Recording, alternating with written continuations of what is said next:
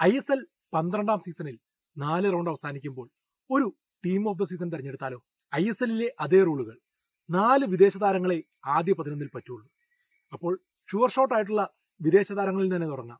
ISLിലെ ഈ സീസണിലെ top scorer 4 മത്സരങ്ങളിൽ നിന്നും 7 ഗോളുകളുമായി കുതിക്കുന്ന ജെയ്മി മക്ലാരൻ. ഒരു മത്സരത്തിൽ തന്നെ അദ്ദേഹം 4 ഗോൾ അടിച്ചിട്ടുണ്ടെന്ന് ഓർക്കണം. എല്ലാ മത്സരത്തിലും ഗോൾ അടിച്ചിട്ടുണ്ട്. അതിൽ ഒരു മത്സരത്തിൽ 4 ഗോൾ. അപ്പോൾ നമ്മുടെ ക്ലിനിക്കൽ ഫിനിഷർ ജെയ്മി മക്ലാരൻ തന്നെ നമ്പർ 9. ഇനി ഡിഫൻസിലേക്ക് പോവുകയാണെങ്കിലോ 2 ഗോളുകളുമായി തിളങ്ങുന്നു ജംഷഡ്പൂരിന്റെ സ്റ്റീഫൻ എസ്ഐ.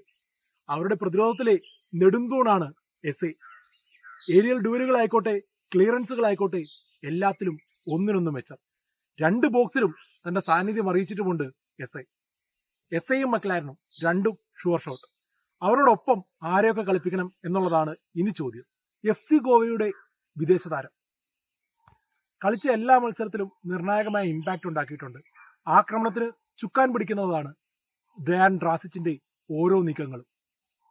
3 ഗോളും 1 അസിസ്റ്റുമായി 4 ഗോൾ കോൺട്രിബ്യൂഷൻ വന്നു കഴിഞ്ഞു. ഒരു പെനാൽറ്റി മിസ്സാക്കി, അത് പോട്ടെ, 2 കൺവേർട്ട് ചെയ്തല്ലോ. അപ്പോൾ ഗോവയുടെ ആക്രമണത്തിന്റെ കുന്തമുന ഡയാൻ ഡ്രാസിച്ച്. എവിടെ വേണമെങ്കിലും അദ്ദേഹത്തിന് കളിക്കാൻ പറ്റും. വേഴ്സറ്റാലിറ്റിയാണ് അദ്ദേഹത്തിന്റെ മുഖമുദ്ര. ലെഫ്റ്റ് ഫ്ലാങ്കിൽ നിന്നും അതുപോലെ സെൻട്രൽ അറ്റാക്കിംഗ് മിഡ്ഫീൽഡറായിട്ടും ഒക്കെ കളിക്കാൻ പറ്റും. ഇനി 4ാമത്തെ ഫോറിനർ. ഇത് എല്ലാവരും യോജിക്കണമെന്നില്ല.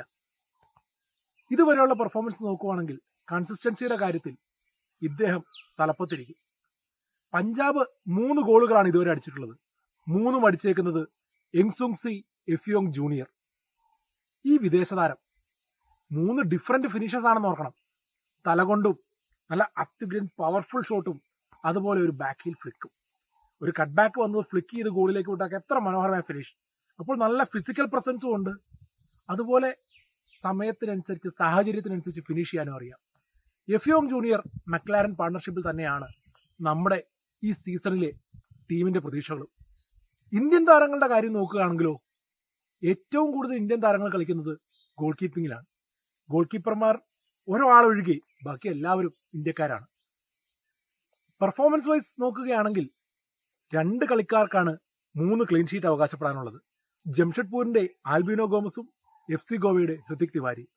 2 പേർക്കും 3 ക്ലീൻ ഷീറ്റുകൾ. വഴങ്ങിയത് ഒരേ ഒരു ഗോൾ. സേവുകളും ഏകദേശം സമാസമം. അപ്പോൾ എങ്ങനെ ഇവരെ ഡിഫറൻഷിയേറ്റ് ചെയ്യും? എനിക്ക് തോന്നുന്നു കുറേയും കൂടെയും അത്യുഗ്രൻ സേവുകൾ പുറത്തെടുത്തത് ജംഷഡ്പൂരിന്റെ ആൽബിനോ ഗോമസ് തന്നെയാണ്. ഗോൾ കീപ്പിംഗിൽ നമ്മൾ തിരഞ്ഞെടുക്കുന്നു നമ്മുടെ കാവൽക്കാരൻ ആൽബിനോ ഗോമസ്. ഇനി പ്രതിരോധത്തിലേക്ക് പോവുകയാണെങ്കിൽ റൈറ്റ് ബാക്കിൽ ലുങ്ഡിമും അഭിമീത്തയും ഒക്കെ നല്ല പ്രകടനമാണ് ഈ സീസണിൽ കാഴ്ചവെച്ചത്.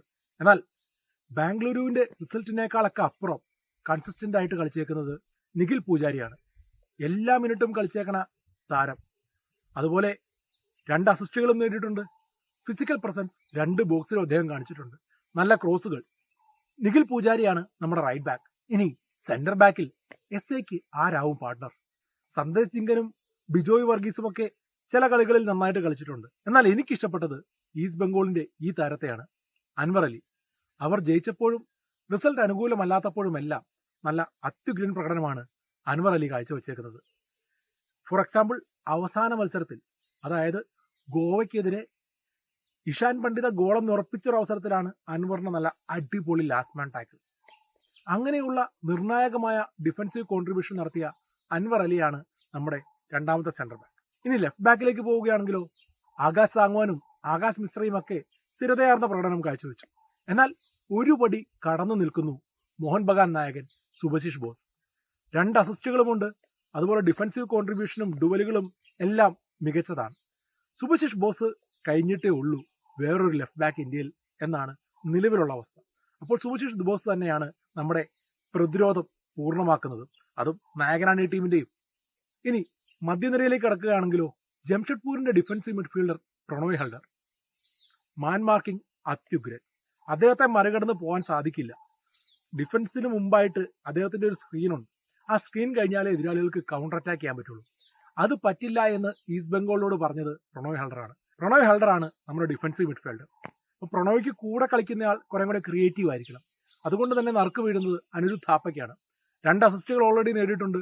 അതുപോലെ ഒറ്റ പാസിൽ ഡിഫൻസീവ് ലൈനെയും അതുപോലെ മിഡ്ഫീൽഡ് ലൈനെയും ഒറ്റ ഒരൊറ്റ പാസിൽ മറികടന്നയാളാണ് താപ്പ. ഒരൊറ്റ പാസ് മതിയായിരുന്നു, പിന്നെ മക്ലാരൻ്റെ ഒരു ടച്ച്, കളി തീർന്നു, ഗോൾ വന്നു. അതുപോലത്തെ ക്രിയേറ്റീവ് പാസിംഗ് റേഞ്ച് ഉള്ള താരമാണ് അനിരുദ്ധ് താപ്പ.